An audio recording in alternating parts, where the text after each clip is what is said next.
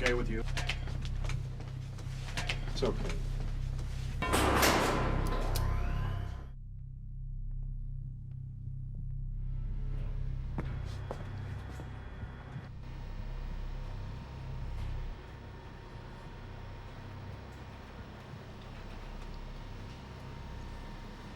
Sir, I am here for the sake of my client, Corporal Gerald Schwartz, who would like to be heard, sir, and I believe he deserves to be heard. You heard our ruling on this. The ruling is final. But ladies and gentlemen, this is a very young man, 20 years of age. Sir, this young man signed up at 17. Order is an order. If that's not consistent, then we lose. Now, sir, it wouldn't hurt your military code if you just listened to his reason for not observing the direct order. President Clinton passed some legislation and an executive... I read that. I read that, Counselor. Put it away. Yes, sir. But, sir, armed with what you can get on the internet today, would you have taken the vaccine, sir? Oh, fuck the internet. Listen, I'm going to cut this short. We will hear him. You understand that? Yes, I do. I don't think you do. General! I don't think you do. General, knock it off!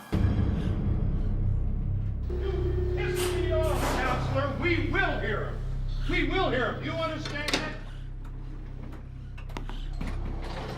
But we will not comment on the record. Do we understand each other? Yes, sir. Okay, Counselor. Conversation's over. Yes, sir.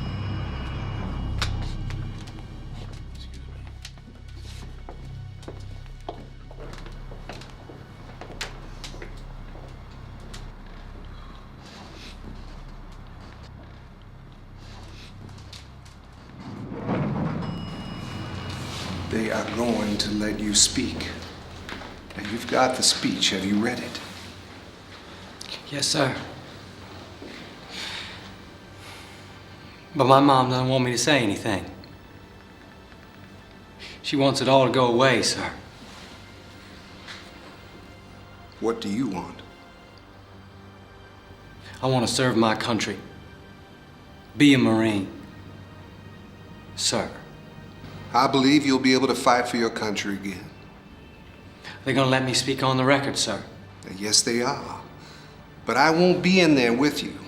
I think they know that the vaccine has problems. Now, take your time. Don't worry how it all sounds. We want it all recorded for the transcript. Will not let us down. Sir.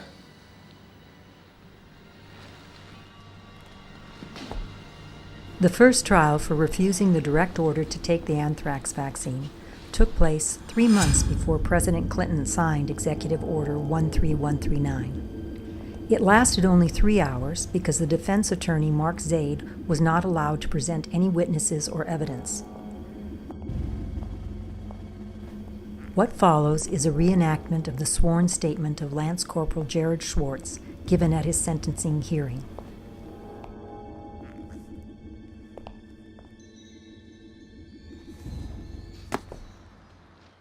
Corporal Schwartz reporting to the senior member of the board, sir. Corporal Schwartz, even though you've been found guilty of disobeying a lawful order, I have personally decided to allow you to speak to your superiors. You understand that? Yes, sir.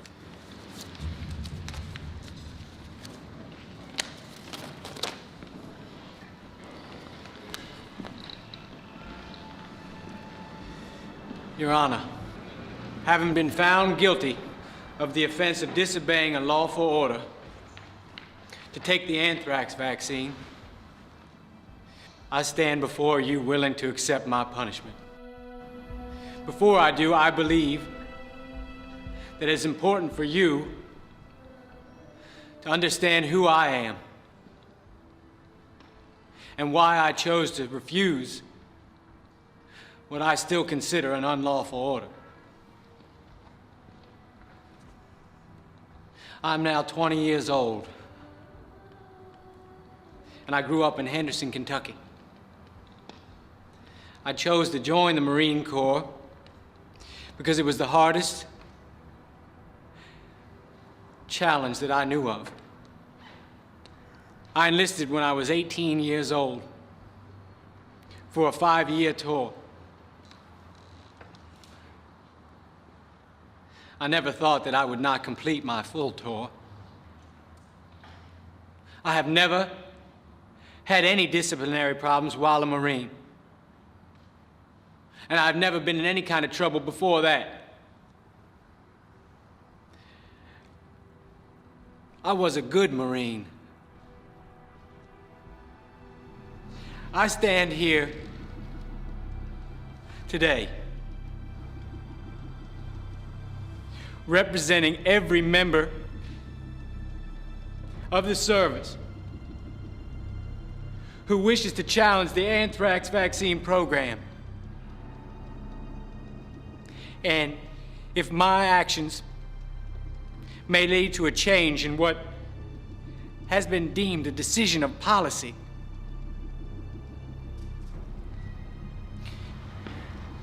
then my personal sacrifice will have been worth it.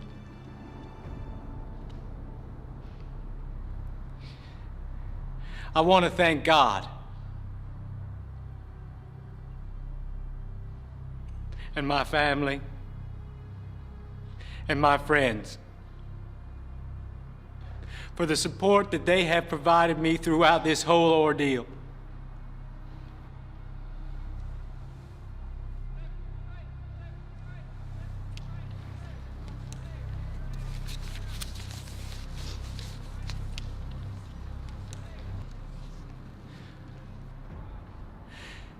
Thank you. Corporal Schwartz. You're dismissed.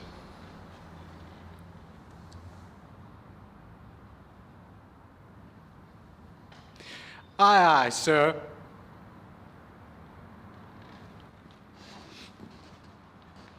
The sentence was 30 days in the brig and a bad conduct discharge. Today, Lance Corporal Jared Schwartz is a convicted felon.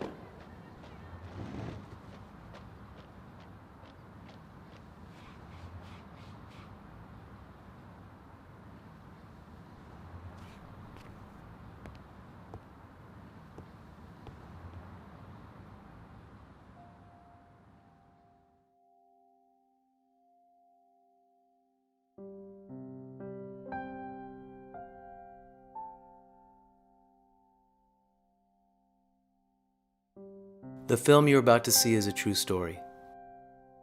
Why is this executive order, given by a civilian president who never served a day in his life in the military, still enforced today? They say that 35,000 military members are receiving the vaccine a month. They say that no one is ill from the vaccine. They say that the vaccine is safe, effective, and FDA approved. They say all 3.2 million members are to receive the vaccine. I am proud to be an American. I believe this vaccine is unsafe.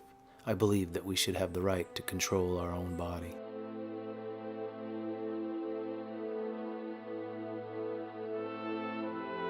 In the only public study ever done, it was found that 30% of all vaccinated members of the military have reported some chronic illnesses they claim are due to the anthrax vaccine. These symptoms have become known as Gulf War syndrome. I was alone, and I eventually became so sick. I was having problems with memory lapses, and I couldn't remember things. I couldn't remember hours. I couldn't remember what I did for an entire day. I couldn't drive at times. I wasn't eating. I was down to chicken broth and saltines if I was lucky. The immunology clinic at Walter Reed wrote it down that I had problems with the anthrax vaccination.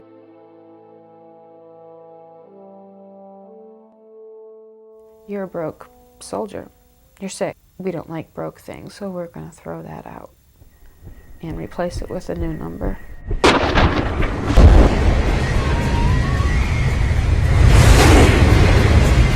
There are many desperately anxious to tell their stories so that their comrades may be spared. If we ignore this, perhaps we are all guilty of terrorism. It baffles me that the ill people are not being heard.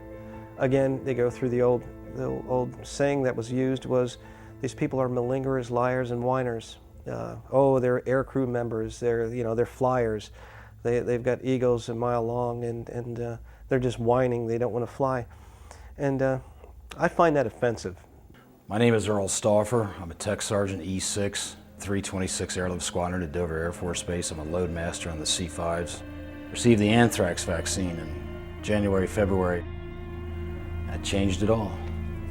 A couple of months after my third anthrax vaccine, I was sitting on my sofa one Sunday morning, enjoying life, windows open. I live on a farm, sunshine, blue skies. Next thing I know, I'm heading for the floor. Me, coffee cup, everything. About 30 to 45 minutes later, I was able to crawl to the bottom of the stairs of my farmhouse and get my wife's attention to tell her something was wrong. Well, she came downstairs. That lasted for about 6 hours that day.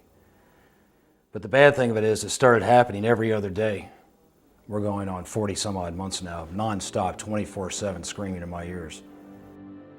My name's Rhonda Lynn Wilson, and I'm 26 years old. I was a CW2 in the Army. Our PT scores are, the highest is 300, and I was maxing out on my physical training. I was the only female pilot in the cavalry where I was stationed, so I kind of stood out a bit.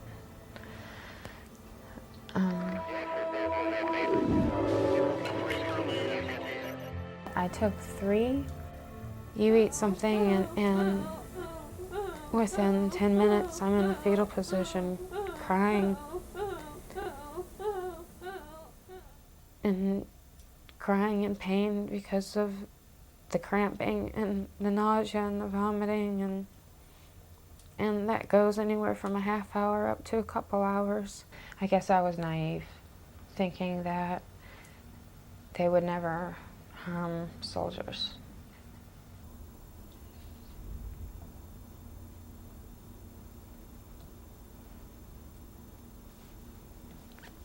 Because I was a soldier first, and then an officer, and then an aviator. And even though aviation was my love, the military was my life.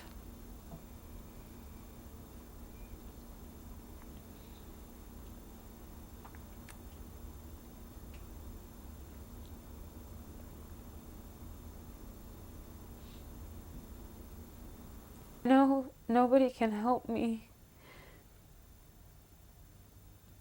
but maybe I can help someone.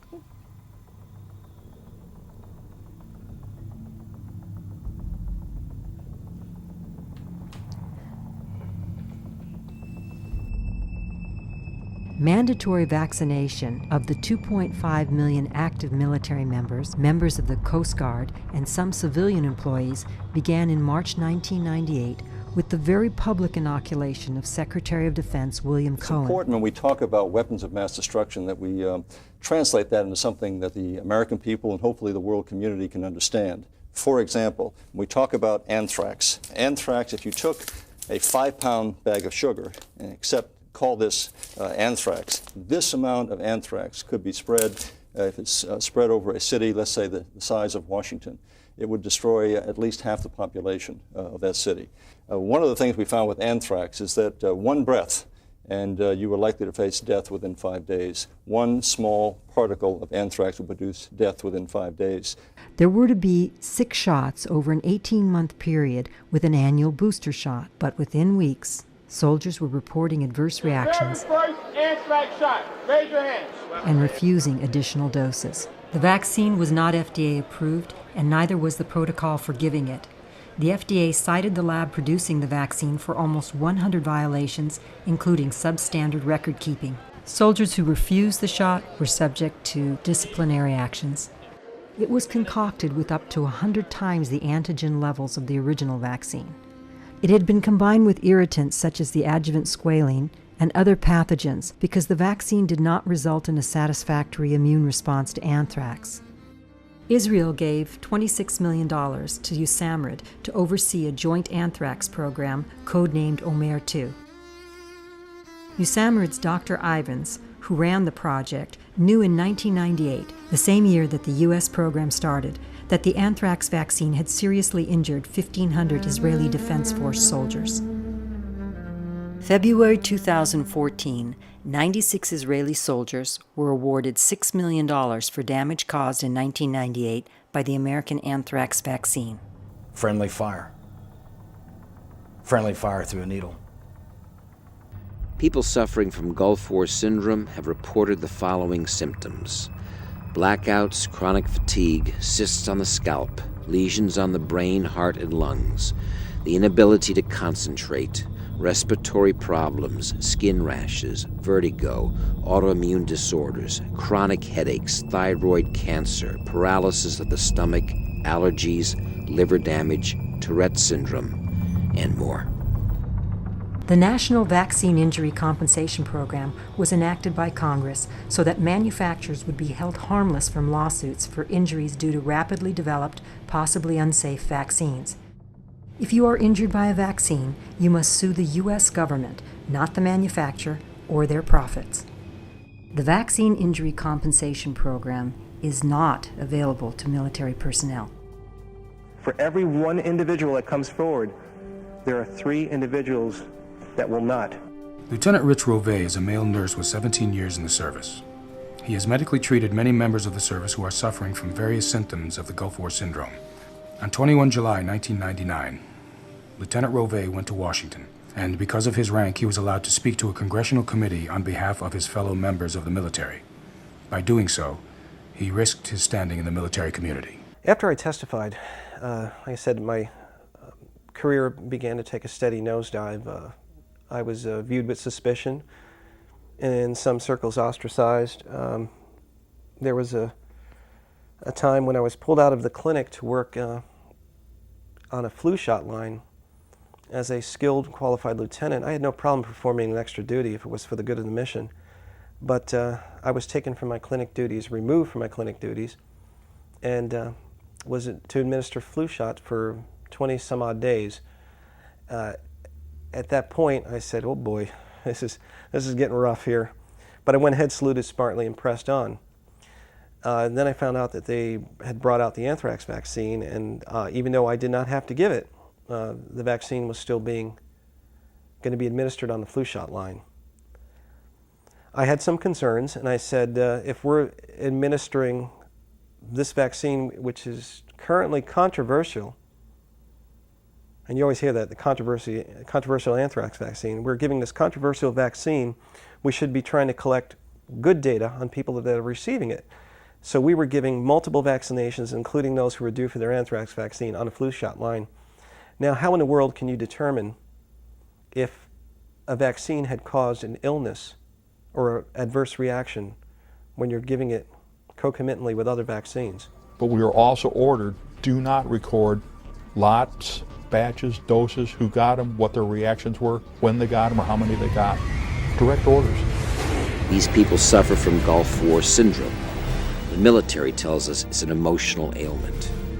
We do know that the vaccine given them was not approved by the FDA. We do know that refusal to take the shots has resulted in dishonorable discharge, fines, and prison. We do know that mandatory anthrax vaccinations are to continue.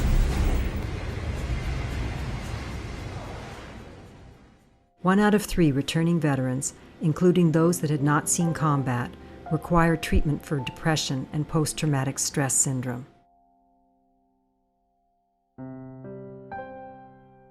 For more than 3,000 years, rulers have used germ warfare to gain an unseen advantage over their opponents.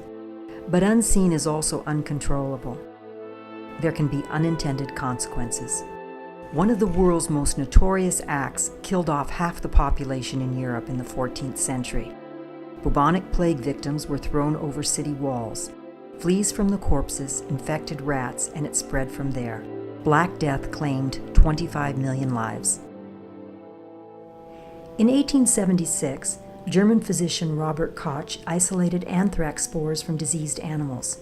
He proved that a disease is caused by a particular organism. Imperial Germany used anthrax as a weapon in World War I, 1914 to 1918.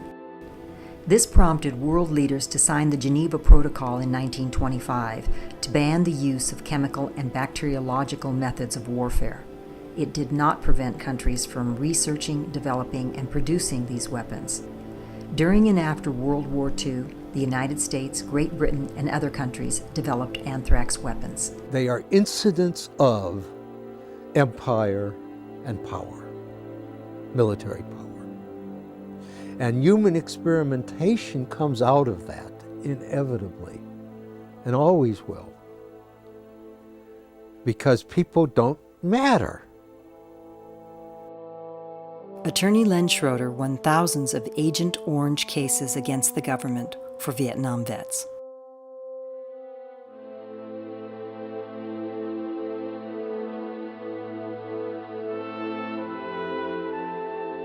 During World War II, the Allied forces and the Axis powers openly developed nuclear weapons, but their biological and chemical weapons programs were conducted in secret. In the summer of 1944, British Prime Minister Winston Churchill approved an order of 500,000 4-pound anthrax bombs to be built in the United States. The war ended before the order was completed. But the extent of the program conducted by the Japanese was staggering.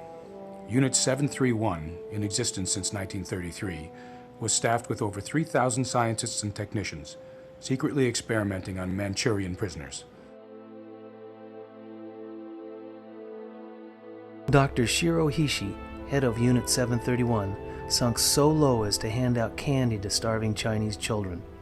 Chocolates that were laced with anthrax, a highly lethal disease that attacks the respiratory and digestive systems. In exchange for immunity from prosecution for war crimes, the directors of Unit 731 were interrogated by the Americans. They revealed that hundreds of thousands had died. 11 Chinese cities were attacked with biological agents, including anthrax cultures sprayed from aircraft. 1,700 Japanese soldiers died in one attack alone. One disadvantage of bioweapons should have been very clear: the difficulty of protecting one's own troops and citizens. The lead scientist of the notorious Unit 731, Dr. Ishii, was enlisted by Henry Stimson to conduct biohazard experiments at Fort Detrick.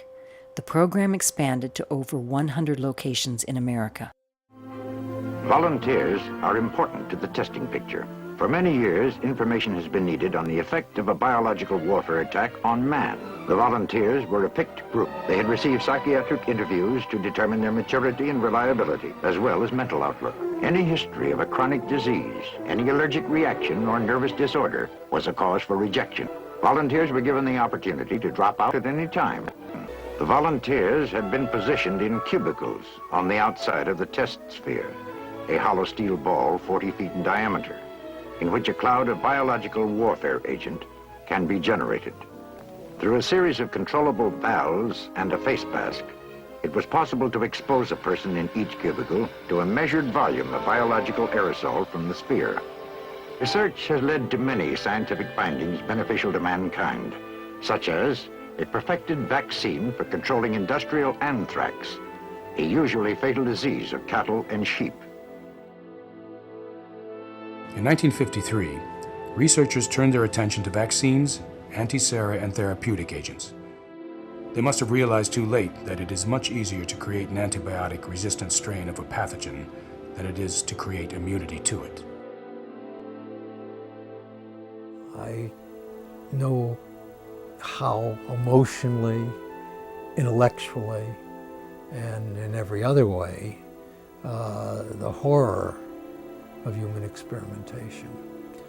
Unfortunately, human experimentation continues to this day, and is done largely by governments, including the United States, right now. One of the biological agents Iraq is suspected of hiding is the deadly anthrax virus. The United States military announced Monday it will vaccinate nearly all of its active and reserve troops against anthrax to prepare for the possibility of germ warfare.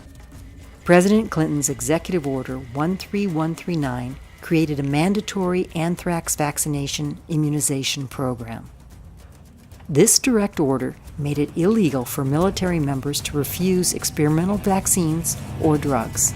I could foresee where an executive order, we need to go do this because of this, and we need to do it now. We don't have time for debate. I can see that possibility. The Iraqi regime has plotted to develop anthrax. This is a regime that has already used poison gas to murder thousands of its own citizens, leaving the bodies of mothers huddled over their dead children. And the biggest regret of all the presidency has to have been the intelligence failure in Iraq. It wasn't just people in my administration. His biggest regret is that he had incorrect information related to Saddam Hussein and weapons of mass destruction. It seems that successive presidents failed to scrutinize executive orders. President Bush did not repeal Executive Order 13139 before he left office in January 2009. I know that we can. I know that we can. And those who tell us that we can't, we will respond with that timeless creed that sums up the spirit of a people. Yes, we can. Thank you. God bless you. And may God bless the United States of America.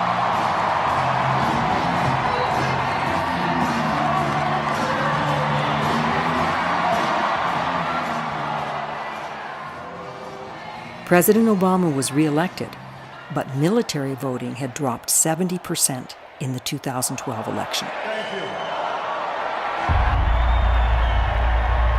I have seen firsthand that being president doesn't change who you are. The truth gets buried under an avalanche of money. This is the air loss of Suffolk. We will serve our veterans as well as they've served us. I think these questions need to be asked. I've got no air. And more importantly, they need to be answered. Around me private parts. We have tried to do this to the best of our ability. I haven't been given a reason why. I'd like one. You know, I'd rather have caught a bullet from an AK-47 than gotten injected with this stuff.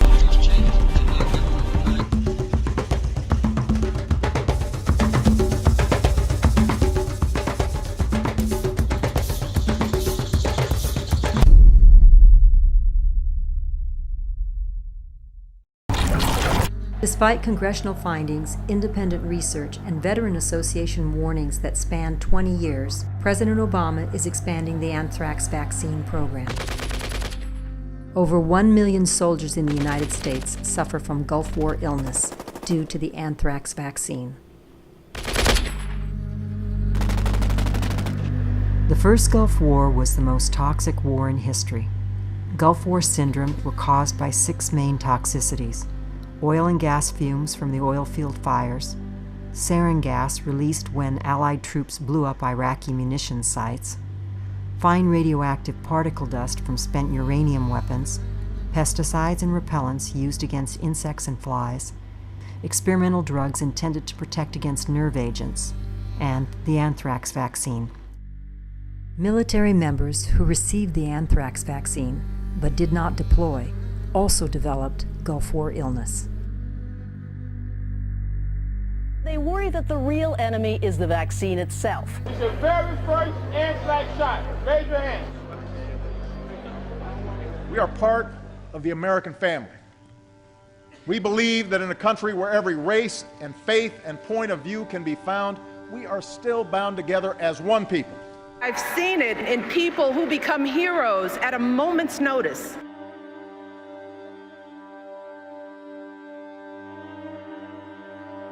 That the dreams of a little girl in Tucson are not so different than those of our own children. That they all deserve the chance to be fulfilled.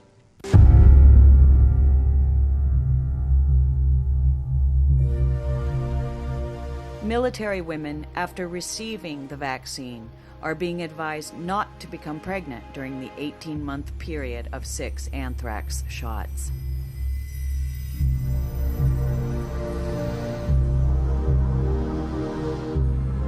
This is due to reported pregnancy problems and birth defects.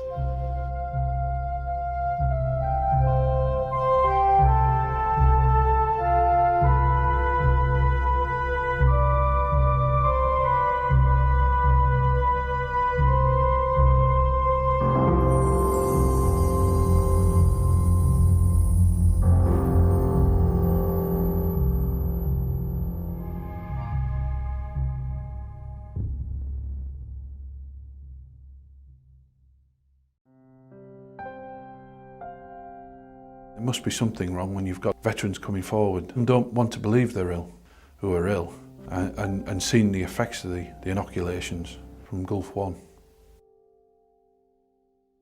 My name is Malcolm Hooper. I'm the Emeritus Professor of Medicinal Chemistry at the University of Sunderland and the Chief Advisor to the Gulf War veterans in the UK. And I assumed that they would just want to talk to me occasionally about things like some things in their medical records. This turned out not to be the case. They put me on these government committees as their representative, and I've been very active ever since '97 with the affairs of the Gulf War veterans. When I talk to Gulf War veterans and to Gulf War veterans' wives and partners, they are almost unanimous in saying that this is part of the difficulties of their relationships, that when they make love, they enter a world of pain, and pain in the most intimate parts of their bodies. And it's just another fact that needs to be looked at carefully, and it hasn't been looked at carefully. It's been dismissed because someone's looked at some records and found little mention of them. It's not the sort of thing that Gulf War veterans, and particularly men, go around it chanting out and telling everybody.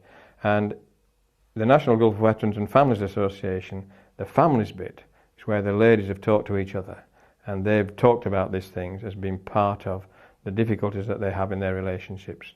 Burning semen syndrome is painful, it's destructive, and it's frightening because we don't know what it means and what it adds up to. And if you have a baby born as a result of a partner who has burning semen syndrome, what's the impact of that? We don't know. But we do know we're seeing babies who are seriously damaged.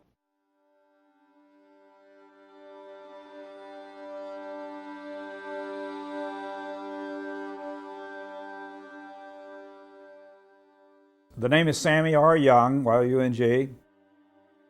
I'm a retired Air Force Reserve Medical Service Corps colonel, and I'm a retired former investigator and regulatory official with the U.S. Food and Drug Administration, where I served for 29 years and 2 months. Well, knowing what I know about the approval of the product, I would not take it. I would not accept the vaccine because it has never been approved for the use for which the Department of Defense intended to use it, namely inhalation anthrax. This is not just a military situation. This bodes evil for the American public.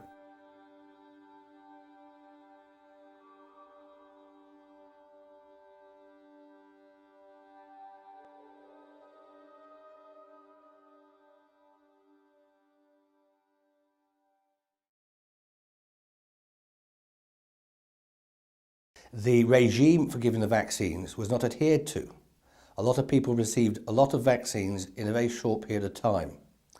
And I think this is of great concern because this is not recommended practice for the administration of vaccines. This anthrax vaccine, it cannot go on. My first anthrax vaccine caused me to feel ill and have flu-like symptoms. I felt nauseated. And then 2 weeks later, we needed to have our second anthrax vaccine. And I stood in line to have that. and they asked if anyone felt sick from their first anthrax vaccine. So I stood in the line for people who felt like they were sick from their first one. I would have been court-martialed if I had not stood in line. One of the symptoms has caused me to have a form of Tourette's syndrome. It caused fibromyalgia, chronic fatigue syndrome. Sensitivity to anthrax vaccine is what they put. I have chronic pain. I was on a drug called, one of the drugs right away I was put on was Neurontin. Vicodin.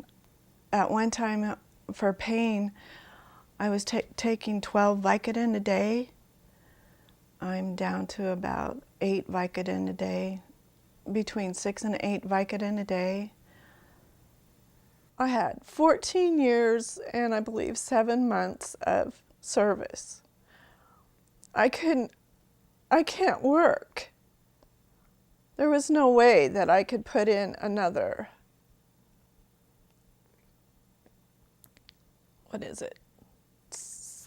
6 years. I have a bad attitude about how they expected a 5th grader to take care of her mother.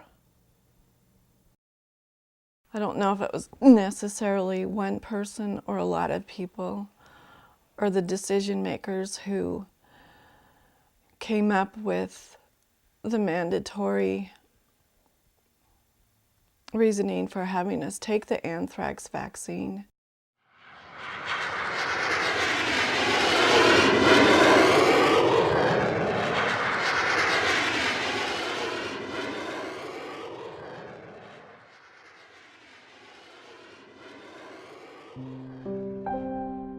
Three and a half weeks after her 6th shot, she pretty much out of the blue wakes up one morning and she's on her period and it's pouring right out of her, just pouring.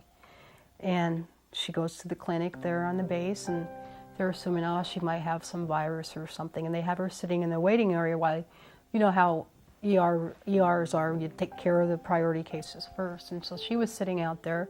At the time, they didn't, without knowing it, they didn't know it. She was dying. Kinsey is convinced to this day that her mom passed away because she cut her finger, because that's what she remembers. She remembers being home with her mom and that happening. A lot of other people got the anthrax, but I just want to know why it affected him that way. He was 19, and I was 18.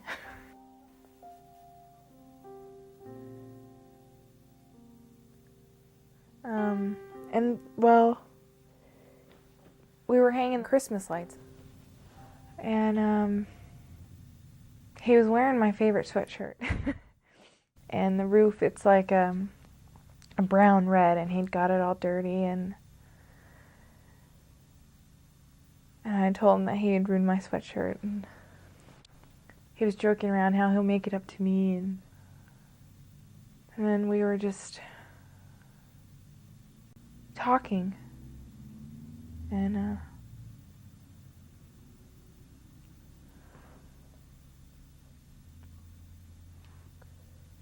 he just he went quiet, just like a daze, and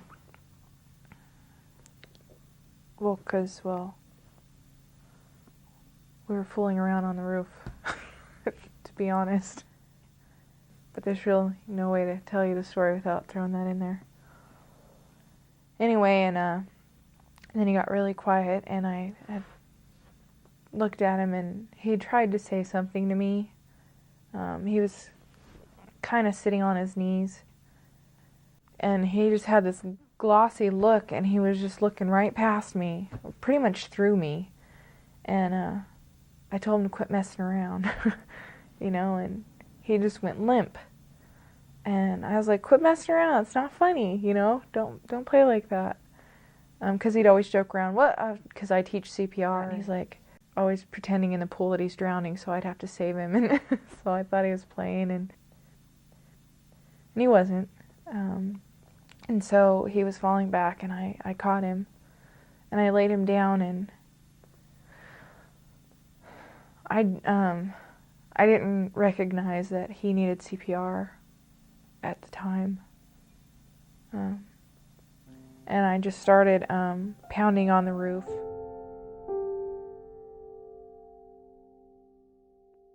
An autopsy revealed Sergeant Dan Cole died from a major heart attack due to massive lesions on his main arteries. Sergeant Rodriguez received the anthrax vaccine prior to deploying to Iraq in 2007. Vaccines stress the immune system and weaken its ability to fight existing conditions of disease. The days when depression and PTSD were stigmatized, those days must end. That's why I made the decision to start sending condolence letters to the families of service members who take their lives while deployed in a combat zone.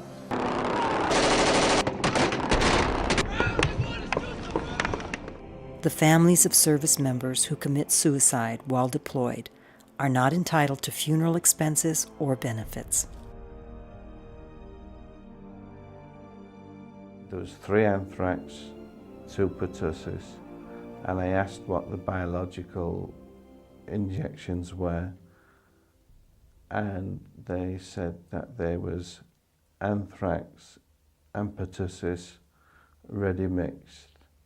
So in that case, I then had a total of 5 anthrax injections.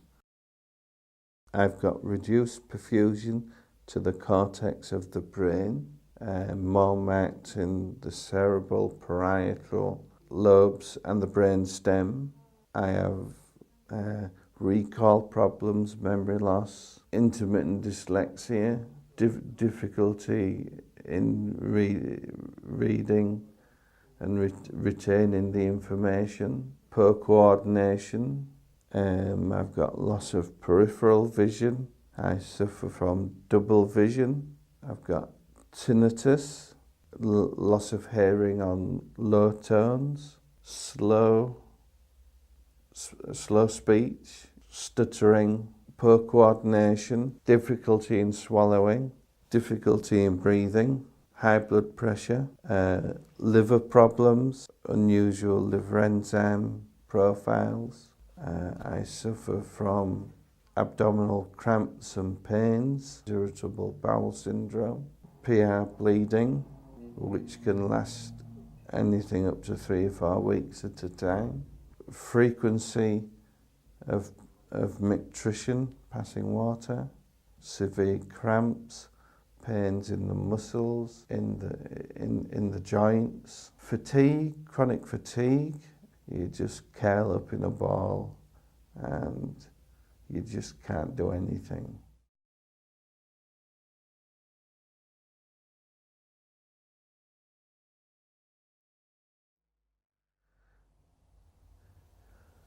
Yeah, my name's Ray Bristow, former warrant officer with the Medical Corps, with the 3-2 Hospital.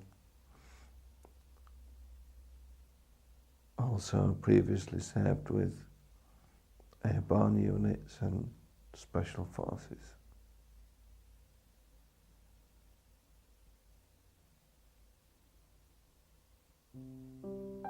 All vaccines injure the immune system.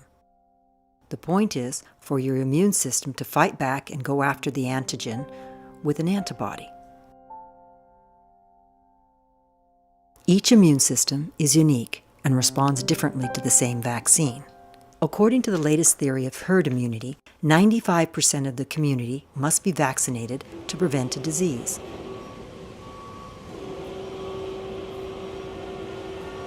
Think of your immune system as a bull.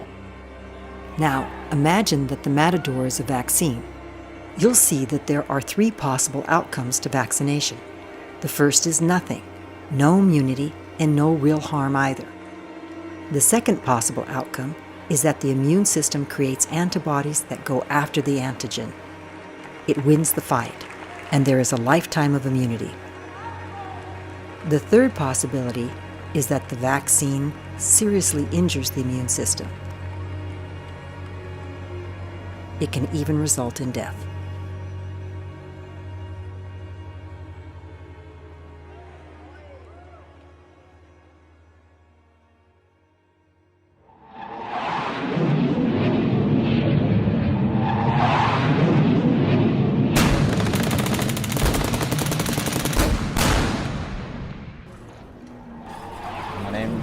Major Russ Dingle, former flight commander at 810, instructor pilot at the Connecticut Air National Guard. And I was forced out of the Guard based on my refusal to take the anthrax vaccine. I could not ask any of my men to do something that I was not willing to do, and I was not willing to take the vaccine based on my belief that the order was illegal and immoral. Trying to change their minds. And if they won't change their mind and won't take the shot, then it leads to some kind of disciplinary action. I was sentenced to 60 days in the brig, convicted on January 12th, 1 year exactly to the day I refused the shot. It's the indignity of being a lab rat, of being thought so little of. You know, and the fact that I was lieutenant colonel and a board-certified internist and all this other business, I mean, aside from that, the fact that someone thought so little of me to experiment on me like that. But our lawmakers in this country say that this is an experimental drug, and our soldiers are required to have informed consent, and you're not giving it to them. I would find all the people who, all the way up the chain of command, who were responsible for giving me the shot that day, and all the other people, and I would bring them to task. This is breaking the law. This is no different than doing anything else illegal. Were they not vaccinated and exposed to this agent, they would die a horrible death. It was fall in line, get with the program, start marching, and if anybody doesn't march, then it's like the Bataan Death March, you just drag them off to the side and shoot them. 32 years. Vietnam, Gulf War, Grenada, Panama, and all the little deals in between. The chain of command has violated the trust that the troops have for them. So the commander called the people into the theater, and he said, "I want to hear from you folks." And one by one, they stood up and told their story. It came to my attention that some of our crew members were having serious adverse effects from the vaccination program. About 15 minutes ago, I made the decision that no one at Dover Air Force Base will receive the anthrax. That Wednesday morning, May 5th of 1999, I thought it was important to make that decision. I'm Felix Greeter, Air Force Colonel. I became the wing commander at Dover of the 436th Airlift Wing in 1997. I had 6,000 men and women under my command. I knew that my decision on that Wednesday morning, May 5th, 1999, was the right decision. All of my military training, starting from my days at the Air Force Academy as a cadet, up through flying training, up through the Navy Command and Staff College, and the Air War College, in the Air Force core values, told me that taking care of the people is most important, and the people will take care of the mission. In this case, I could see that some of my people were suffering. They needed support, they needed the loyalty from their commander, and it was my opportunity in that moment in time to give that to them. I was informed that Lieutenant General Rodman would come personally to Dover Air Force Base along with some additional medical officers to explain the anthrax vaccination program more fully. For the kickoff of a war, I haven't seen that many stars show up. The Air Force sent this gigantic, rank-laden team to Dover. Dr. Lee Rogers, if you just stand up. Dr. Alving, Dr. Dana Bradshaw in preventive medicine and family. Dr. Friedlander from USAMRIID. Colonel Fred Gerber. Colonel Crowder, Harvey Crowder, yes.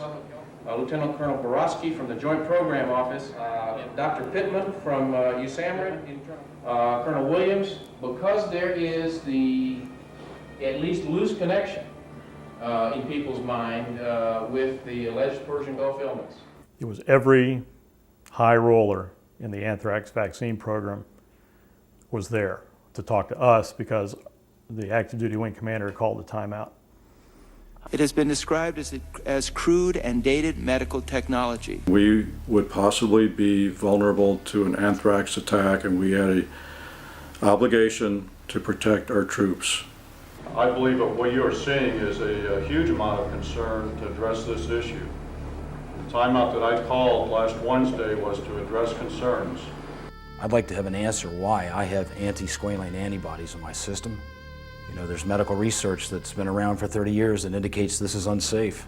This is very harmful to people. It's an oil-based adjuvant. It's a big no-no to use on people. Why did the FDA find this in 5 anthrax vaccine lots? So those being ordered to take the vaccine face a profoundly personal choice. If there is no squalane in the anthrax, then I want to know. And I want to know not just from the military, but I want to know from the people that are saying that there's possibly squalane in it. And I want to know from credible sources like in Stockholm or National Institute of Health. Due to poor record keeping, no large-scale research has been conducted. And until I hear that, I don't feel confident in ever taking another shot. Whether or not to put something in their bodies they fear may do more harm than good. And if I have to get court-martialed to not take another shot, I will get court-martialed not to take another shot. I know that squalane is in fact a red herring. When General Rodman said that, it brought us a sense of relief. I am not concerned about the safety of this medication.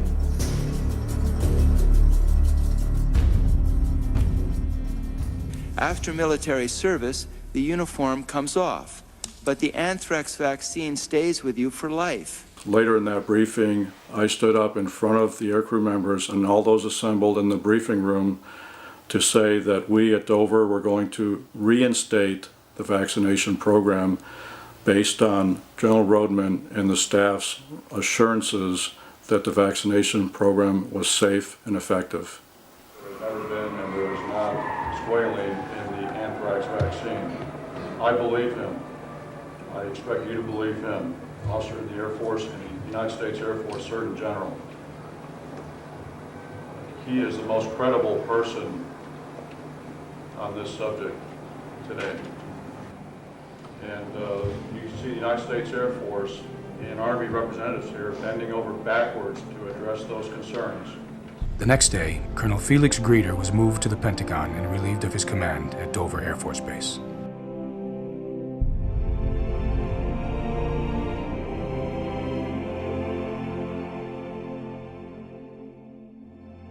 After this briefing, 37 out of 42 pilots stationed at Dover Air Force Base left the military.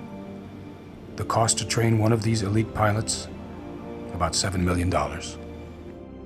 Looking back on what transpired and knowing that the first 5 lots delivered to Dover did contain that adjuvant squalane and contained it in a doubling of dosages from 10 to 20 to 40 to 80, help explain why indeed we had more adverse effects at Dover Air Force Base. If there was such a secret study being conducted, that those responsible for it must be held accountable, and it should never be allowed to happen again. We have tried to do this to the best of our ability. A lot of people received a lot of vaccines in a very short period of time. We have a very safe and effective vaccine. You were given your jabs and you just accepted it. Total Force anthrax vaccine immunization involved a deliberate and detailed process. I had 9 inoculations in the space of 24 hours. She passes away from an autoimmune disease, from a vaccine that she should have never had. This was not a vaccine safe for pregnant women. There are no vaccines, to my knowledge, that are recommended to be given to women who are pregnant. Anthrax is a safe vaccine, and it is efficacious. But you should realize that it is not a medical program. The label states it is a medical procedure, even though the FDA approves it as a vaccine. Biothrax IM is unproven for the prevention of inhalation anthrax. And that's when we knew that something was wrong. One study shows it's good, then 2 studies must mean it's better. And so now all of a sudden we have 13 studies since 1997. Anthrax is a safe vaccine. When the first 37 years or 30 years, only 3 studies had been done. We are deeply committed at the Department of Defense to force health protection. We are deeply committed at the Department of Defense to force health protection. The Army did all the research, the Army owns the patent, the Army paid for the licensing studies. The Army has been essentially the sole customer since it was licensed in 1970. The Seoul production plant is under renovation to address serious failures to follow good manufacturing practices, which in turn can affect vaccine purity, potency, and safety. Graft, payola, consulting fees, or kickbacks. When a government pays private industry to manufacture goods that its military will buy back at retail, there is bound to be undue influence. According to some estimates, we cannot track $2.3 trillion in transactions. The cost of this war has been compounded by its careless and incompetent execution.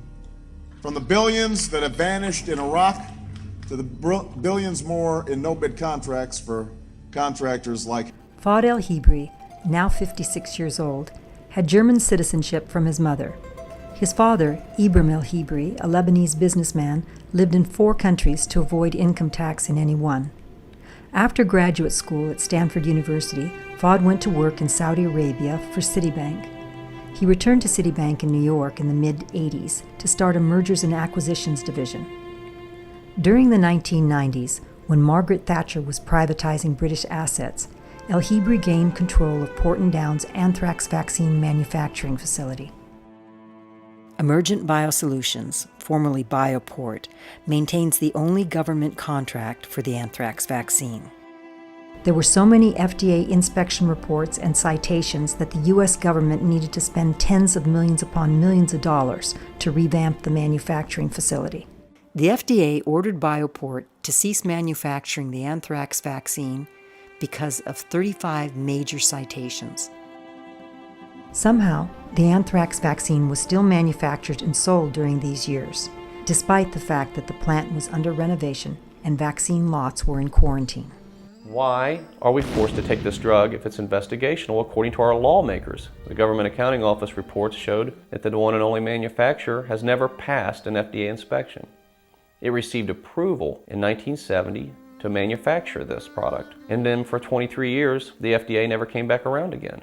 I found out through our own government documents that the U.S. military hired another company called PRI in Maryland to produce the vaccine. This company was not licensed. This company did not publish what ingredients they put in the vaccine, but the company was paid $14 million to produce the vaccine, ship it to Michigan to be bottled and labeled and distributed as if Bioport made it. I showed these documents to the Pentagon. They looked over their glasses and said, "This couldn't have happened." I said, "I didn't make these documents, you did."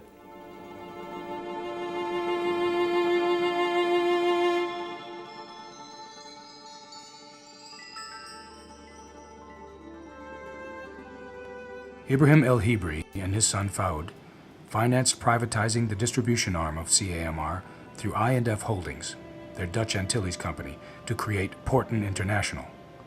The principal business was selling and distributing the anthrax vaccines. Admiral Crowe authorized the licenses to export the materials to produce weaponized anthrax bacteria to Saddam Hussein in the 1980s. He served as chairman of the Joint Chiefs under Presidents Ronald Reagan and George Bush Sr. my first experience in press conference in the State Department. In 1994, retired Admiral Crowe was the first senior officer to endorse Clinton's presidential run despite Bill's lack of military service experience. Clinton appointed Admiral Crowe the ambassador to the United Kingdom. While in England, Ambassador Crowe met Fouad El-Hibri. I do some, what I believe is important work for national security here in the United States. In December of 1995, Republican Governor John Engler, with no input from the Asset Management Committee of the state of Michigan, signed an executive order removing the vaccine production unit to Michigan Biological Products Institute. This created a nonprofit entity paving the way for the commercial sale of a state asset. In 1996, Fouad El-Hibri contacted Robert Myers to discuss purchasing the lab. As a then German citizen, Fouad El-Hibri was ineligible. In early 1998, SmithKline Beecham retracted a $50 million offer because of the adverse publicity about the anthrax vaccine. Fuad El-Hibri made Admiral Crowe a partner to eliminate legal issues that would prevent his purchase of Bioport Labs, later renamed Emergent Biosolutions. Bioport was purchased for only $25 million, and all improvements were paid for by the American taxpayers. For retired Admiral Crowe's assistance, he received 23% of Intervac LLC. This gave Crowe 12.5% of the newly formed Bioport, which Fuad controlled.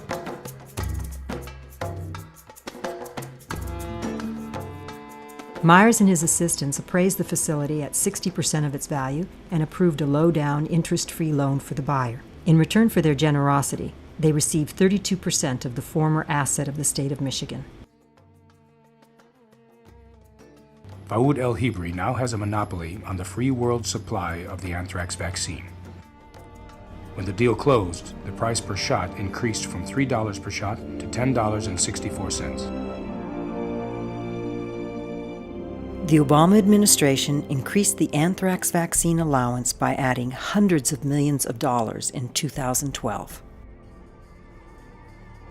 Ironically, the very first time I heard the word anthrax vaccine or heard about the initiation of the anthrax vaccine program, I was actually deployed over to Kuwait after 4 years at the Air Force Academy.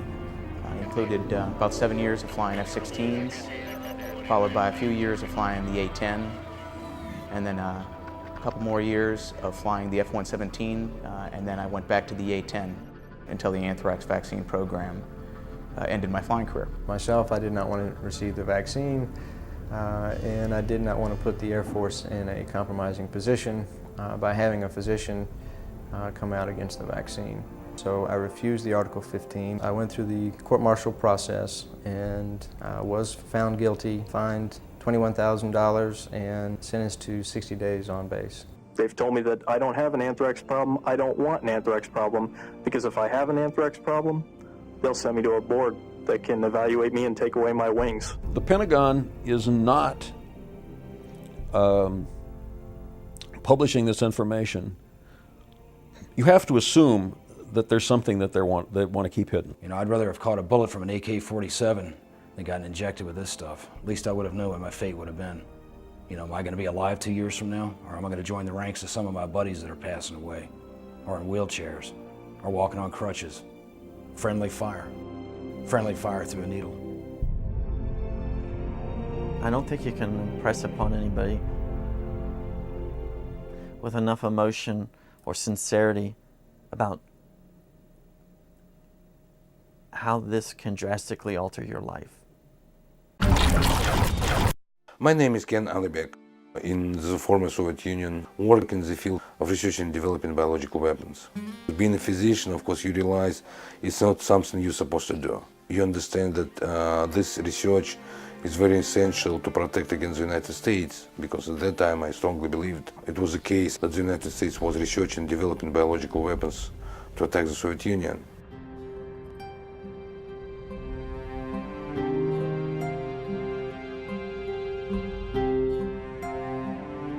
There was nothing wrong with the work to develop biological weapons, because biological weapons, some people say they're more humane than other weapons. One of the first forms of anthrax developed was antibiotic-resistant anthrax. Anthrax which would be very difficult to treat by a big number of antibiotics. Anthrax was considered incurable, and when something like this is incurable, especially inhalational anthrax, of course it makes this pathogen a very, very attractive and very effective weapon. Think how many people can be killed by just a tiny bit of anthrax. From 1900 until 2001, there have been only 18 fatalities from inhalation anthrax. Scott Miller, the director of this film, enlisted H. Ross Perot's help in putting USAMRIID's anthrax vaccine program on Karl Rove's problem agenda in 2001. Rove emailed Paul Wolfowitz, and after a Defense Department review in August 2001, they recommended that the Joint Chiefs consider canceling Bioport's anthrax vaccine program. The very next month, 9/11 happened.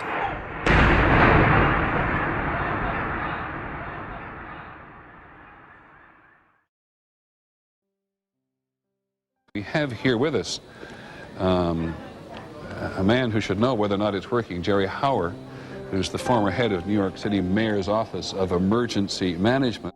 Jerome Hauer told Peter Jennings that the Twin Tower attack was not the work of a foreign government. He mentioned Osama bin Laden's name. I'm not sure I agree that this is necessarily state-sponsored. It, as I mentioned earlier, certainly has the fingerprints of somebody like bin Laden.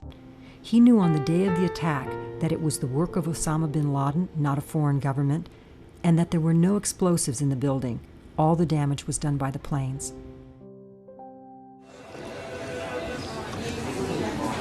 It's hard to put it into words, and maybe one doesn't need to.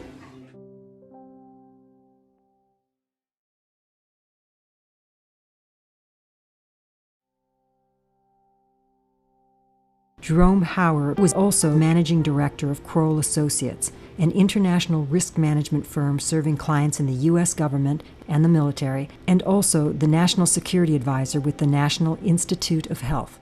7 days after the 9/11 attacks, 5 anthrax-dusted letters arrived by post, killing 5 people in New York and Florida. Jerome Hauer knew that there would be an anthrax attack.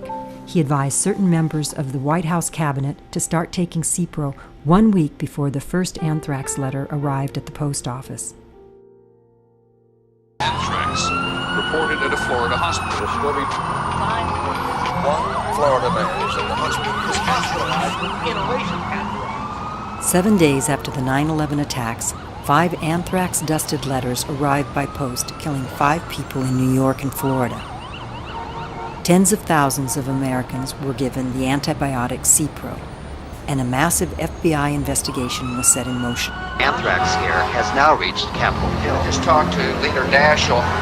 His office received a letter, and it had anthrax in it. Arrived in Senator Daschle's office on Friday and was opened and handled by an intern this morning. Emergent BioSolutions' disgraced anthrax vaccine program was given a new lease on life. Production went into high gear using experimental adjuvants to stretch the available doses of vaccines. Dr. Bruce Ivins was an Army career scientist who worked exclusively with anthrax since 1979. During the 1990s, he authorized the addition of MF59 squalene into secret batches of vaccine to boost an immune response. The FDA directed Dr. Ivins to test every lot of APA vaccine created before the year 2000. All of them proved to be completely unreliable against anthrax, and many of the animals died.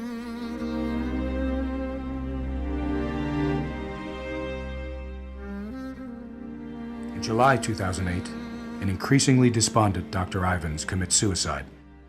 He killed himself before we could get to him. Where is the smoking gun? Where is the proof? If Dr. Ivins wasn't the perpetrator, that person is still out there. Ivins' guilt or innocence, and whether the spores came from Battelle in Utah or Fort Detrick in Maryland, isn't as important to the average American as the FBI's admission that this was an inside job. The real question is, how big is the inner circle from which that insider acted? The anthrax threat restarted the anthrax vaccine program with a vengeance. It saved Bayer, the maker of Cipro, from the brink of bankruptcy. It created the need for new security systems and surveillance, provided the alibi for a war on terror in Afghanistan and Iraq, and the list goes on until it gets to American civil liberties. Congress passed the Patriot Act because of the fear generated by 9/11 and the anthrax letter attacks. The go-to guy on the anthrax threat, Russian defector Colonel Ken Alibek, insisted that vaccines were ineffective against munitions-grade anthrax.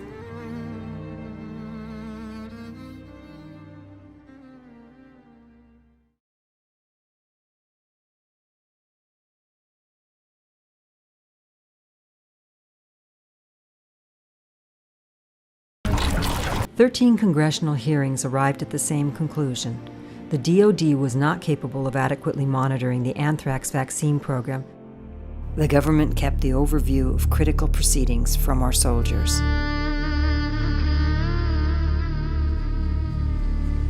In December 2008, BioThrax IM, intramuscular injection, receives final FDA approval for licensing. But the FDA still requires Emergent BioSolutions to state that Biothrax IM is unproven for the prevention of inhalation anthrax disease.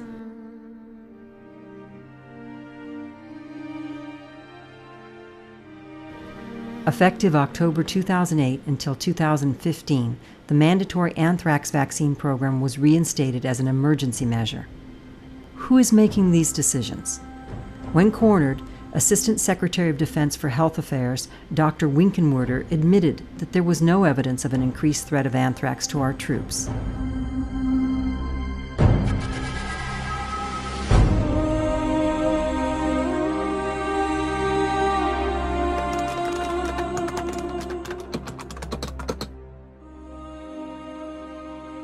We have a very safe history with vaccines, and we have a safe history with anthrax vaccine.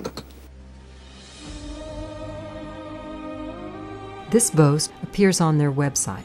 Our principals led and managed the Defense Department, the largest and most complex enterprise in the world.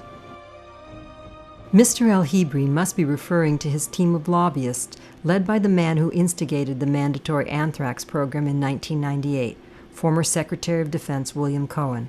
The Cohen Group is helping develop international markets for Emergent BioSolutions anthrax vaccine. Bioport began a campaign urging lawmakers to initiate nationwide immunization of civilians.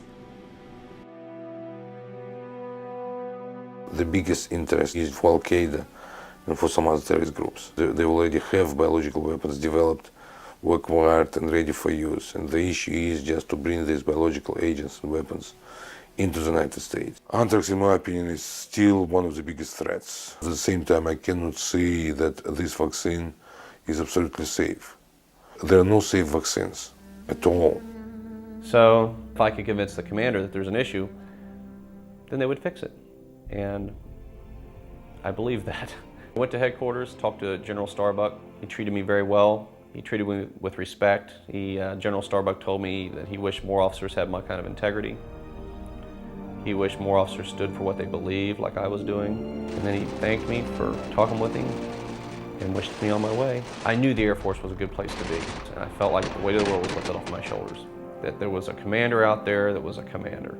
He was going to take charge, and he wasn't going to let another officer take a hit over this poorly managed vaccine program. And it was about 10 days later I got my notice to leave the Air Force. And on my way out the door I was fined. Major Sonny Bates was the first commissioned officer to refuse the anthrax vaccine. Despite 14 years of service, he was stripped of his rank and benefits and fined $6,000. Soldiers get a series of 5 shots and an annual booster because the anthrax vaccine does not result in immunity. It can cause unsafe antibodies that their immune system must kill off. Expired doses of the vaccine are so carcinogenic that they are disposed of in furnaces hot enough to melt steel. Soil bacteria like anthrax are important to the cycle of life. They liquefy and dispose of dead animals. When soil bacteria gets into a snake's saliva glands, it ferments into venom. APA, an exotoxin just like snake venom, is the key ingredient in all anthrax vaccines.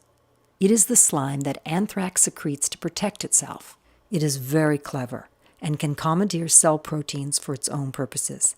Squalene, a fat compound that synthesizes hormones, cholesterol, and vitamin D, was added to the anthrax vaccine to make tiny APA more visible. Unfortunately, together they appear to be a cell with cell proteins bound to it. APA is able to signal for furin to activate it. Think of furin as a scissor. It activates growth factors by cutting a critical protein that starts a chain reaction. Macrophage means big eater. Y-shaped memory B cells attach to the cell wall and catch antigens for the macrophage to eat. But anthrax protective antigen is smaller and able to outmaneuver the B cells. Squalene-aligned APA signals the enzyme-cleaving protein furin to cut off its top.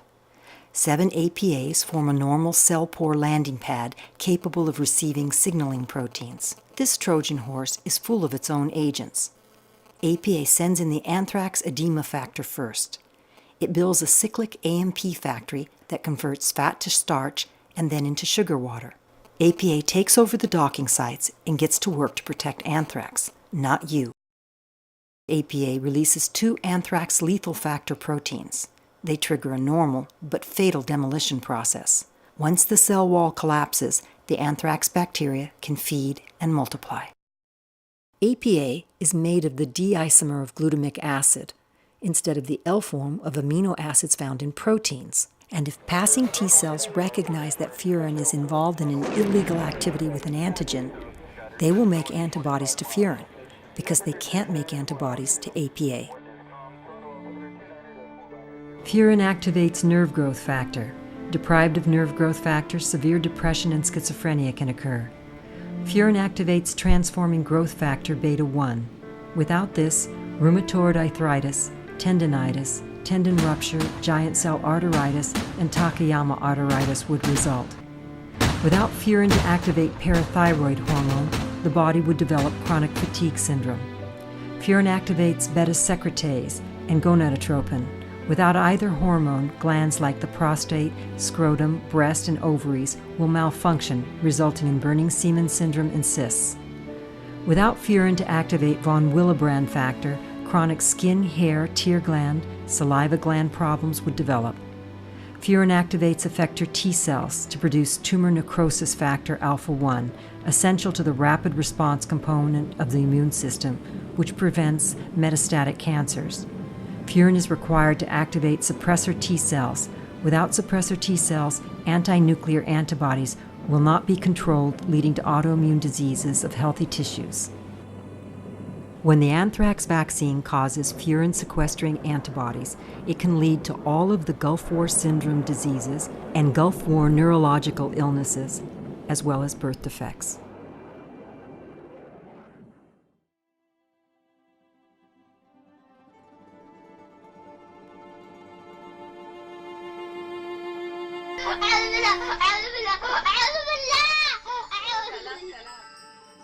In the summer of 2012, the Obama administration allocated $1.2 billion for trials of the anthrax vaccine on 2-year-old children and the elderly.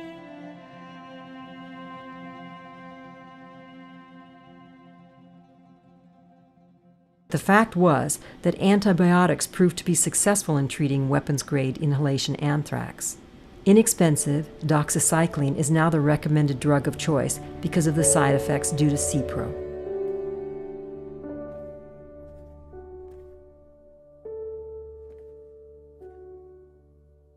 Indeed, all of us on this stage, every single one of us, have a profound responsibility to every soldier, sailor, airman, Marine, and Coast Guardsman who puts their life on the line for America.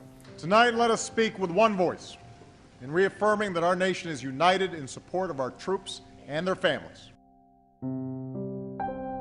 We've succeeded in defending our nation, taking the fight to our enemies, reducing the number of Americans in harm's way, and we've restored America's global leadership.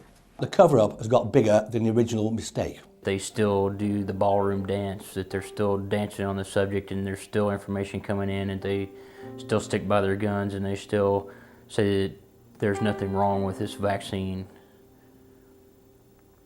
They're criminals.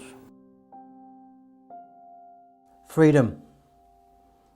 It is the soldier, not the reporter, who has given us the freedom of the press. We've got over 5,000 men from a force of 40,000 who are ill. They kept me out.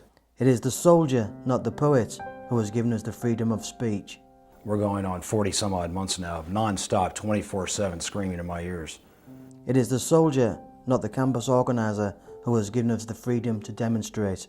It takes a few months to get before the effects of the anthrax vaccine really get going. This is an experiment. It is the soldier who serves beneath the flag. I can't have Gulf War syndrome because I never actually went out to the Gulf. There are no safe vaccines at all. Whose coffin is draped by the flag. For every one individual that comes forward, there are 3 individuals that will not. Who salutes the flag. My hands prevent me from operating. My officers were right up there with God and Corps. the inoculations I received a classified secret. We had an inordinate amount of people who were sick. Who allows the protester to burn the flag. I have a real bad feeling on this. It is the soldier, not the politician, who has given his blood. I was no longer deployable because I would not take the vaccine. His body. All I know is I feel used and abused and left to rot in the streets. His life.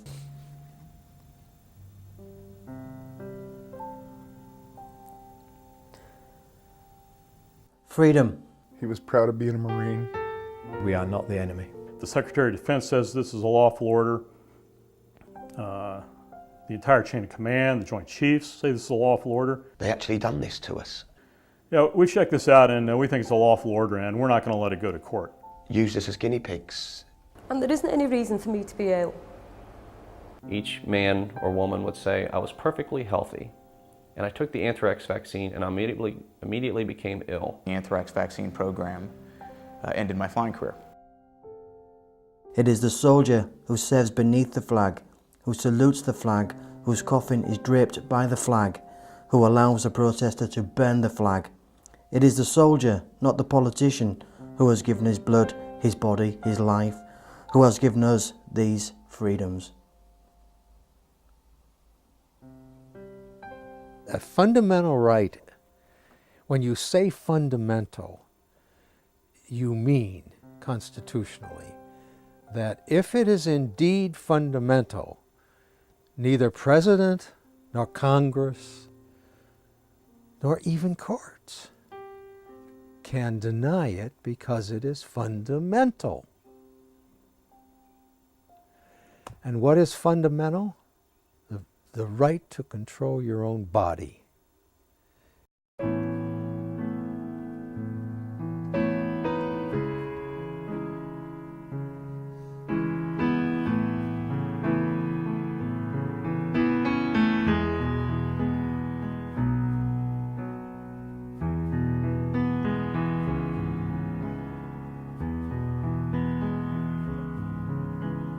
Heard there was a secret chord that David played and it pleased the Lord.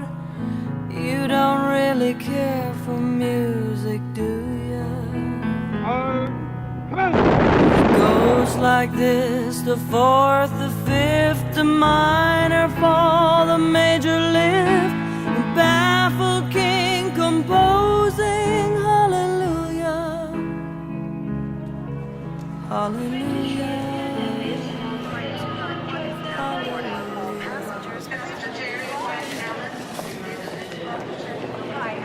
I just wanted to let you know that we have pre-boarding for military persons.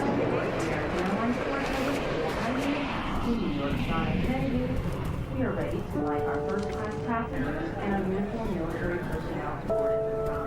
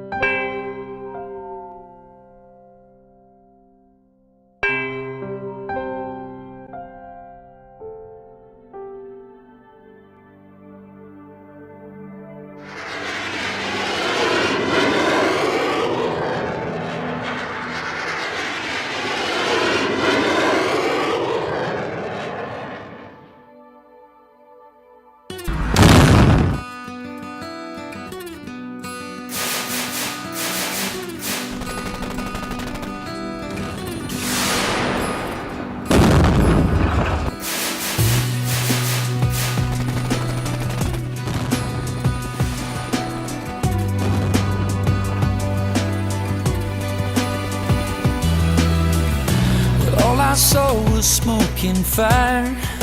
I didn't feel a thing.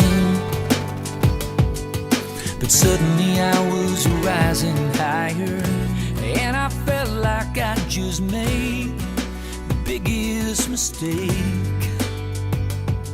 When I thought about my unborn child, when I thought about my wife, and the answer rang out clear.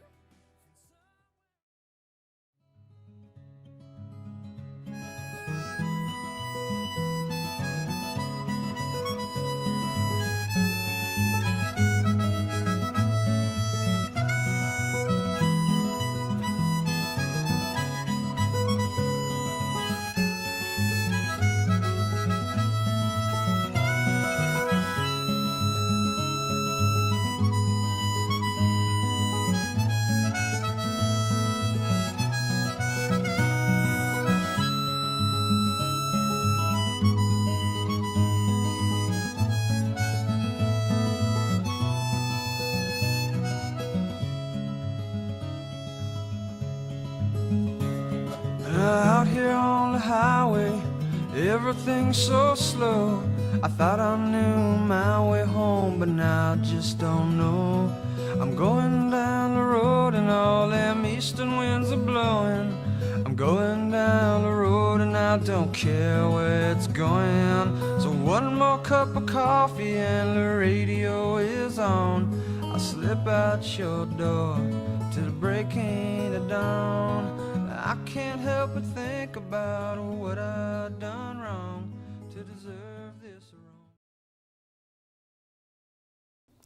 Wow, what a powerful movie. My heart really goes out to those people who have been injured and in some cases died from the anthrax vaccine. These are really serious issues. People need to know about this. I hope that you're sharing the Vaccines Revealed event with everybody that you know. Tomorrow's episode is also unique and special, and I'll tell you why. We start out with Dr. Sherry Tenpenny. And Sherry Tenpenny has been a powerful figure in the vaccine movement. She'll be talking about fraud, corruption, and her crusade with all of the issues that we've been talking about throughout Vaccines Revealed. Now, what makes tomorrow also a little bit special is I'm kind of going on the other side of the camera. Tomorrow, I will be interviewed by Dr. Tony Bark. So you get to see my own views in a more expressed and expansive way. I'd love to say that it's going to be a phenomenal interview, but I'll leave that up to you because I can't talk about myself. But I hope you do get a lot out of it. And tomorrow we also have an interview with a professor who is the mother of 2 autistic children who were vaccine damaged, Gail DeLong. I think by now you would agree with me that this information is very critical, and that anyone who tries to take any type of a stand on freedom of choice in vaccines, not wanting to vaccinate their children, not wanting to vaccinate themselves, that the result is an unprecedented ridicule. I think it's critical that people own this content. I think it's critical that you own this content. I would ask you to join with us, help support this mission, empower yourself with this content. We have 2 packages, a gold and a silver package. On this page, you can get deeper information about it. And I will tell you that owning this content is essential for anyone who wants to take a stand on this issue. Choose whatever package is right for you. Join this movement, be empowered with this information, and let's together change things in this world because the world desperately needs it.